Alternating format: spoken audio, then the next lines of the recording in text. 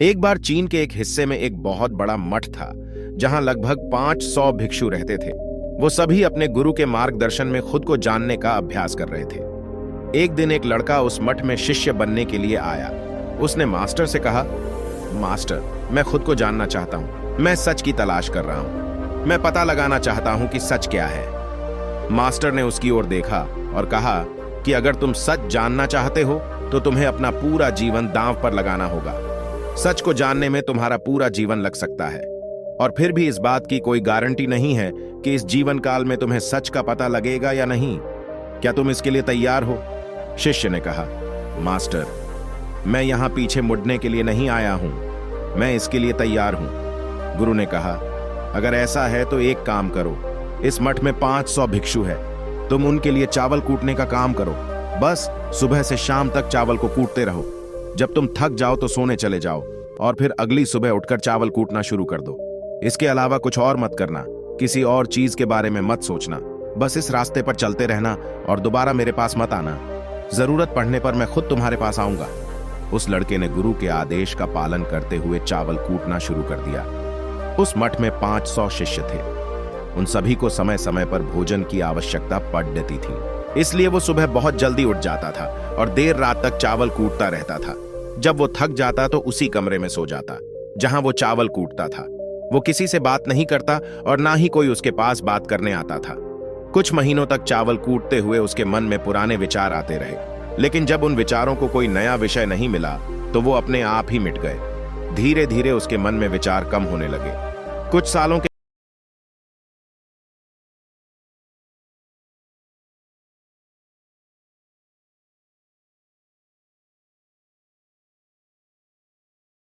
बाकी शिष्य उसे मूर्ख समझते थे।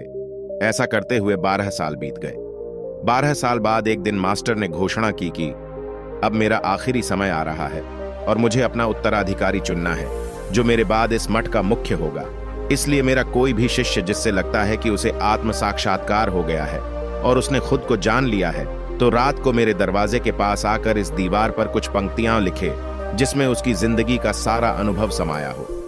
कई शिष्यों ने ऐसा करने के बारे में सोचा। मठ के प्रमुख शिष्यों में से एक ने वहां जाकर कुछ पंक्तियां लिखी। उसे बौद्ध धर्म ग्रंथों का बहुत ज्ञान था।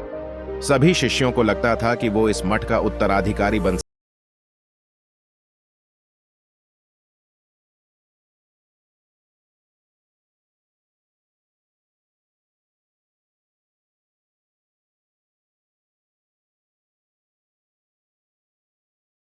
सुबह जब मास्टर उठे और उन्होंने इन पंक्तियों को देखा तो उन्हें बहुत गुस्सा आया और उन्होंने कहा कि इस बेवकूफ ने यह सब कचरा मेरी दीवार पर लिखा है। वो शिष्य जिसने यह लिखा था वो चुप रहा। हालांकि उसने जो पंक्तियां लिखी थीं वो ज्ञान से भरी थी, लेकिन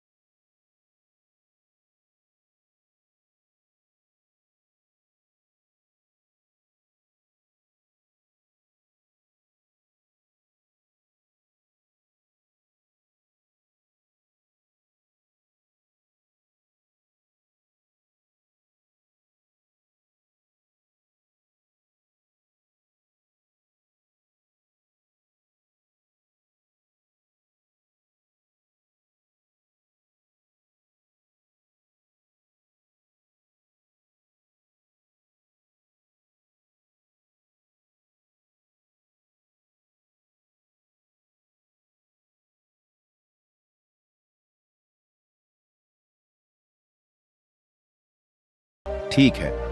वो मास्टर के कमरे के पास गए और चावल कूटने वाले ने कुछ पंक्तियां बोली और दूसरे शिष्य ने उसे दीवार पर लिख दिया और उन पंक्तियों के नीचे लिख दिया, चावल कूटने वाला उन्हें लगा कि मास्टर इस पर भी गुस्सा करेंगे जो पंक्तियों उसने लिखने के लिए कहा था। वो बहुत अद्भुत थी और वो पंक्तियां थी, मन तो बस एक भ्रम है, ना तो मन है और ना ही मन का कोई दर्पण है, और जब मन ही नहीं है तो धूल कहाँ ठहरेगी। जो ये जानता है वह सच को जान गया है। जब गुरु ने इन पंक्तियों को दिखा तो वो आधी रात को उठे और चावल कूटने वाले के पास गए। वो सो रहा था। मास्टर ने उसे जगाया और कहा, ये लो मेरी छड्डी और मेरे वस्त्र ले लो, आज से तुम मेरे उत्तराधिकारी हो। लेकिन अभी इस मठ को छोड़कर दूर चले जाओ, क्योंकि इस मठ में बहुत सारे विद्वान हैं जो खुद को तुमसे श्रेष्ठ मानते हैं। वो तुम्हें मार देंगे, क्योंकि वो इस बात को बर्दाश्त नहीं कर सकते कि एक साधारण सा चावल कूटने वाला उनसे अविद्वान निकला। तुम्हें वो सारा ज्ञान हो गया है जो मुझे है, और तुम्हें यह केवल चावल कूटते कूटते हुए हैं। और मुझे पता है कि तुम जहां भी जाओगे लोग तुम्हारे पास आने लगेंगे, क्योंकि जब कोई फूल खिलता है तो उसकी महक हर तरफ फैलने लगती है। उसने अपने गुरु के पैर छुए और रात को ही वहां से चला गया। अगर हम अपनी जिंदगी में देखें तो पाएंगे कि बहुत से लोग सोचते हैं कि ध्यान केवल एक जगह बैठकर आंखें बंद कर कर ही किया जा सकता है, लेकिन हकीकत में ऐसा नहीं है। ध्यान तो चलते चलते भी किया जा सकता है, या अपना कुछ काम करते हुए भी ध्यान किया जा सकता है। असल में ध्यान का मतलब यह है, क्या आप जो भी काम कर रहे हैं उसे इतनी शिद्दत से करें कि आपको अपने शरीर का ख्याल भी ना रहे। बिल्कुल उस चावल पीसने वाले की तरह जो चावल कूटने में इतना मग्न हो गया कि उसे खुद का कुछ ख्याल ही नहीं रहा। चावल कूटते हुए ही उसने आत्म साक्षात्कार प्राप्त कर लिया। इसी तरह जैन का अर्थ है हर समय वर्तमान में रहना और कुछ नहीं सोचना, क्योंकि मन तब तक ही है जब तक विचार है। जब विचार नहीं रहेंगे तो मन भी गायब हो जाएगा, और जब मन ही नहीं रहेगा तभी केवल तुम अपने आप को अच्छे से जान पाओगे। असल में हमें अपने वास्तविक स्वरूप को जानने के लिए कोई अन्य साधना करने की आवश्यकता नहीं है। हम जो कुछ भी कर रहे हैं बस उसमें हमें पूरी तरह से खो जाने की जरूरत है।